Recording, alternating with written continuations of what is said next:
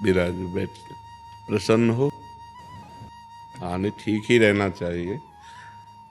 हम आपको अपने प्रभु का विधान बताते हैं थोड़ा सा।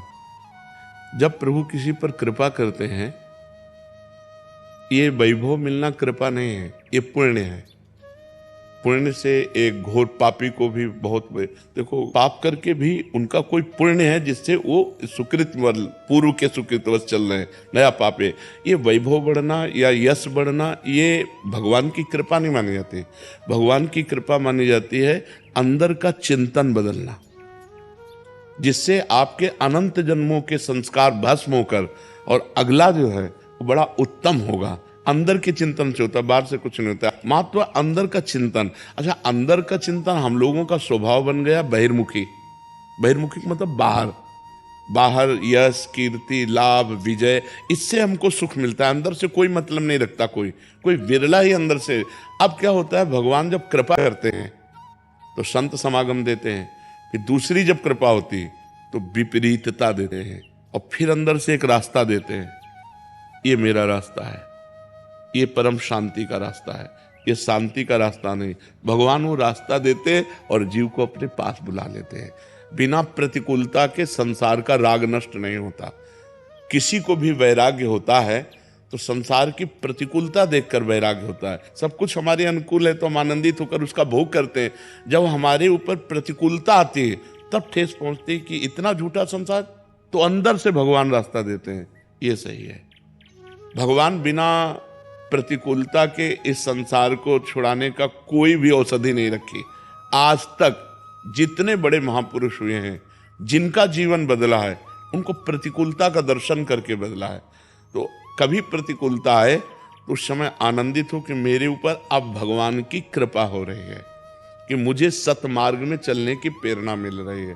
अगर सतमार्ग छूटा हो, ये सब तो एक सेकंड के लिए आप विचार कीजिए। अब अपना सुधार कर लो, अपने जीवन को सत्य में ले आओ, तो अगला जो होगा वो बहुत जोर का होगा। चाहे जन्म हो तो श्रीवान कुलवान धनवान वैभव संपन्न ऐसे, और भक्ति की अनुकूलता, भक्ति की अनुकूलता। खास बात श्रीवान धनवान कुलवान नहीं, खास बात भक्ति की अनुकूलता। अगर इस जन्म में भगवत प्राप्ति नहीं हुई तो भगवान श्री कृष्ण ने गीता में कहा है कि मेरे भक्त का नाश नहीं होता, मैं कुलवान धनवान श्रीवानों के कुल में जन्म देता हूं और फिर पुनः भक्ति का माहौल देता हूं, और पूर्व का जो भजन छूटा हुआ हो वहीं से उसको। अब बिल्कुल ऐसे ही रहो जैसे रह रहे हो, बिल्कुल संसारिक बन करके रहो, लेकिन अंदर का चिंतन आपका बदल जाए। अंदर के चिंतन में आपकी यश की भावना न रह जाए, अंदर के चिंतन में आपको धन बढ़ाने की भावना न रह जाए। अंदर का चिंतन हो जाए, प्रभु बहुत जन्म व्यतीत हो गए, अब एक बार आपसे मिलना चाहती हूँ, एक बार आपसे मिलना चाहते हैं प्रभु, मुझे आप चाहिए, अब संसार नहीं। तो बात बन जाएगी, तो बात बन जाएगी। तो इसलिए आनंद पूर्वक भगवान का नाम जप करो, बिल्कुल चिंता मत करो। बाबा, क्या नाम जप से हो जाएगा पूरा? ये हम अपने जीवन का अनुभव बताते हैं। सांख्य योग और अष्टांग योग और कर्म योग और भक्ति योग, चारों योगों में प्रवेश रहा है। पहले हम सन्यासी रहे हैं 20 वर्ष सन्यासी रहे काशी विश्वनाथ जी।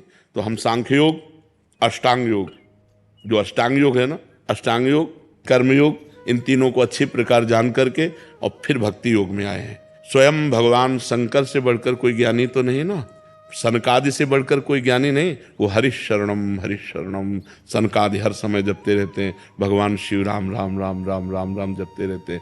हम वृंदावनवासी प्रिया प्रीतम के उपासी, तो जो राम में राह है वही राह है, जो धा है ये रस देने वाली वस्तु है।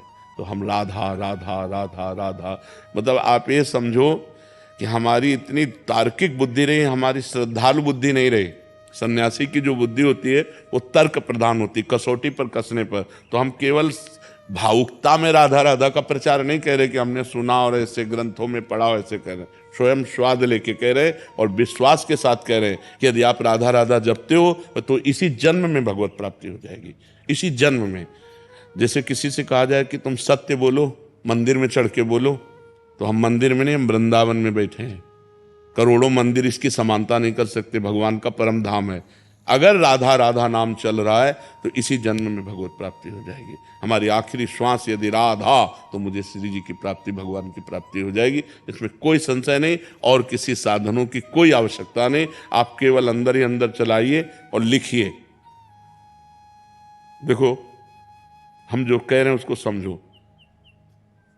बहुत अधिक नाम जपने की हमें चेष्टा नहीं करनी, कम संख्या हो लेकिन मन लगा करके हो।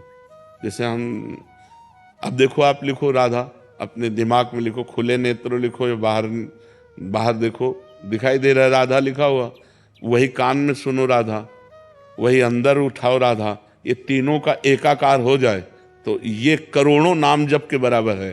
देखो, जैसे हम बोला राधा, ऐसे हम 1000 राधा नाम बोले तो हम बोला राधा, ये उपांशु है, इसे उपांशु कहते हैं। राधा राधा राधा राधा 1000 बार, ये उपांशु हुआ। अब ये ऐसे उपांशु हम 10,000 बार जप करें, अंदर देखते हुए बोले राधा, उपांशु 10,000 बार नाम जप करने का फल एक बार मानसिक में है। इतना बड़ा फल है ये। ऐसे राधा राधा राधा चल रहा है, नेत्रों से हम उसे देख रहे हैं, कानों से उसे सुन रहे हैं। आप देखना कि अगर मन भगेगा तो आप लिख नहीं पाओगे राधा नाम, अगर लिख रहे हो तो मन भगेगा नहीं। तो चाहे 10 बार लिखो, 100 बार लिखो, लेकिन एक अभ्यास बनाओ ऐसा कि कुछ समय शांति से स्नान आदि करके बैठ गए और राधा राधा लिख रहे हैं, उसी का चिंतन कर रहे हैं। इसे अपना जीवन बना लो, फिर आप परिणाम में खुद देख लेना। कोई घाटे का सौदा तो है नहीं, ठीक है। ये सखी को दे दे, ठाकुर शिव जी की है। ये खूब आनंदित रहो, नाम जप करते रहो, प्रसन्न।